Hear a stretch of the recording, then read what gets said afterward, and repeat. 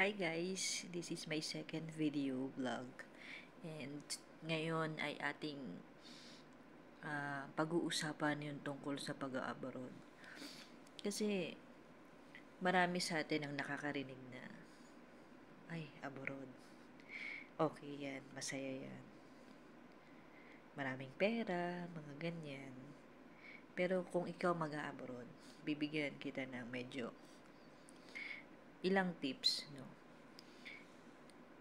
Nagre-ready ka pa lang ng mga papel mo sa Pilipinas. Ihanda mo na yung sarili mo. Kasi kahit alam natin na mahirap dito, parang andun sasabihin naman sa'yo ng agency na hindi madali mag-abroad, malungkot.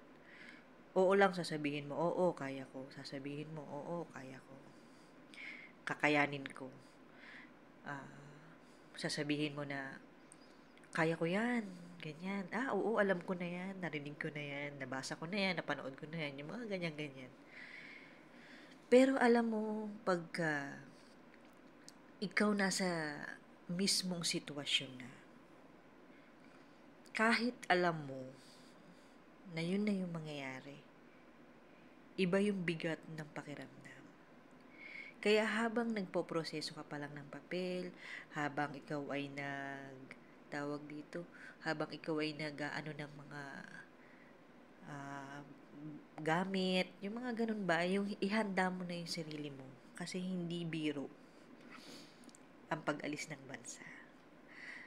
Marami kang iiwanan, marami kang babaguhin, maraming kakaibang karanasan na mangyayari sa'yo. May nakapagsabi sa akin isang beses na, ay, hanga ako sa'yo kasi, bago ka pa lang sa 2 months ka pa lang dyan, o kaya 1 month ka pa lang nakaraan, pero kaya mo na makipag-video call, parang hindi ka naka-homesick. Naka-homesick, hindi nawawala ang homesickness. Mahirap siya labanan. Kaya nga, ang maitpapayo ko, mabibigay kong tips sa mga mag-abroad. Tripling paghahanda ng sarili. Sobra.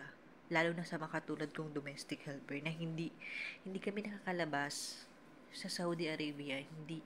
Hindi nagde-day off yung ibang mga helper na katulad ko. Napakahirap nung transition. Sabi nila, bakit na hindi ka umiiyak? Umiiyak po. Pero kasi habang nag-aasikaso pa lang ako ng papel sa Pilipinas, yung pag-iyak ko sa bus, sa LRT, sa minibus, sa tricycle, sa kung saan ako abutin. Kasi nilalagay ko na sa utak ko na itong ginagawa ko, hindi ko na makakasama yung mga pamilya ko. Hindi ko na sila, ito na yung simula ng paglayo ko. Umiiyak na ako dun pa lang, iniisip ko pa lang sa Pilipinas na ito na yun, mga ilang na lang, na tayo, malalayo na tayo sa kanila. Hindi ka makakalabas, para kang preso. Matindi pa nga sa preso minsan Sa totoo lang, matindi pa sa preso. Wala kang kalayaan. Parang invalid lahat ng feelings mo. Alam mo, minsan may nagsasabi sa akin, umiiyak ako. Tapos yung parang may part ng brain ko or may part sa sarili ko na magsasalita siya sa loob. Tawag nga nila si self. Magsasalita si self na ginusto mo yan choice mo yan. Kaya tapangan mo yung loob mo. Parang there's a part of me na i-build up ko yung sarili ko. Tutulungan mo yung sarili mo. Kasi kung magpapadala ka sa homesick, magpapadala ka sa lungkot, sa hirap, talo ka. Hindi mo kakayanin ng isang buwan. Baka 2 weeks lang, hindi ka makakain, wala kang gana. Kasi yung transition hindi basta-basta. Kahit sa Pilipinas pa lang, alam mo na, ganito na, sinabi na sa'yo, binrefix na kayo. Iba pa rin pag nasa sitwasyon ka na nandun ka na mismo. Sobrang hirap. Kasi, hindi ka pwede basta umuwi. Hindi ka pwede basta umayaw. Hindi ka pwede basta sabihin mo sa sarili mo na ayoko na, uwi na ako sa pamilya ko. Hindi pwede. Kasi milya-milya yung layo. Plus yung pera. May kontrata ka. Oo, let's say, pwede ka mag-refuse to work, pwede ka mag-change employer. Pero sa tindi na pinagdaanan mo sa Pilipinas, sa pag-TESDA, sa assessment, sa OWA, lahat ba mawawala na lang, sasayangin mo lang ng dahil sa nalulungkot ka. Kaya, sa mga nagpaplano mag-abroad, ihanda nyo po ang sarili nyo. Sobrang hirap. Kasi kalaban mo yung sarili mo, nilalabanan mo yung sarili mo. Parang invalid lahat ng emotions mo. Hindi ka pwede magreklamo. Bakit? Ginusto mo yan eh. Wala namang nagtulak sa'yo na gawin mo yan. Wala namang nagpilit sa'yo. Una pa lang, napakatagal ng proseso, napakatagal ng mga pag-aasikaso ng mga papel, mga pagpila. Doon pa lang eh, gusto mo na. Tapos nung nandito ka na, baliwala na ng lahat. Yun na lang. Wala na. Kaya, kung gusto mo mag-abroad, kung gusto mong umalis ng bansa, handa mo yung sarili mo. Tapangan mo. Doble, tripling tapang. Sobrang haba dapat ng pasensya mo. Yung haba, sobra. Kasi 2 taon kang malalayo. Wala kang kakampi, kundi sarili mo lang. Maraming pwedeng mangyari. 2 lang ang pwede mong hingin ng tulong. Sarili mo tsaka ang Diyos. Lalo na ang Diyos. Bahala na siya sa'yo. Apakahirap na malayo ka na walang tutulong sa'yo.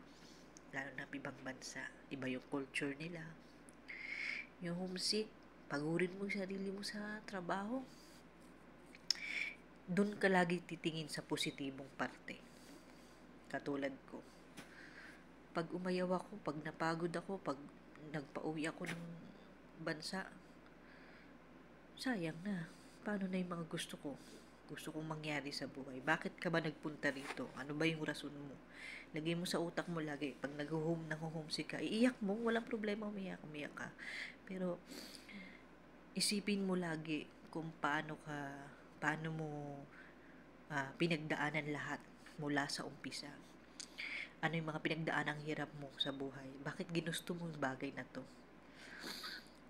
Doon ka sa positibo titingin. Hindi madali. Hindi mabilis ang mga panahon, ang mga oras. Lagi ka lang titingin sa positibong part. Huwag sa negative. Kung talagang inaabuso ka na, like, physically, ayan, kailangan mo na talagang mag-ano. Pero emotionally, kailangan mong ihanda ang sarili mo. Mental and emotional, kailangan handa. Matapang, matatag. Hindi ka basta-basta susuko. Maraming pwedeng mangyari sa'yo dito sa ibang bansa. At kung ikaw mahina ang loob mo na konting lang, iiyak ka na konting aayaw ka na, ay huwag ka nang tumuloy mag-abroad. Kasi hindi ka kaagad makakauwi. Walang kakampi sa'yo. Wala kang kakampi rito. Mahirap. Kaya kung mag-a-abroad ka, maging matapang, maging matatag, handa ang isipan, handa ang puso, na maraming pwedeng mangyari. Ako, bago ko umalis, inisip ko na lahat ng mga negatibo. Hindi ako umisip ng negatibo like, hindi ako makakalabas ng 2 years, hindi ako makakapunta sa kung saan ko gusto, wala akong kalayaan. Yun yung nasa isip ko. Handa ko bang tanggapin yun? Kakayanin ko ba yun? Once na tanungin mo yung sarili mo kung kaya mo ba, go. Pero kung nagdadalawang isip ka, wag mo nang ituloy. It's better na pinaghahandaan lahat ng bagay. Marami kasing mga bagay-bagay na dapat mong isaalang-alang. Kaya sana makatulong tong advice natin. Thank you. Abang ka ulit sa susunod nating advice and tips.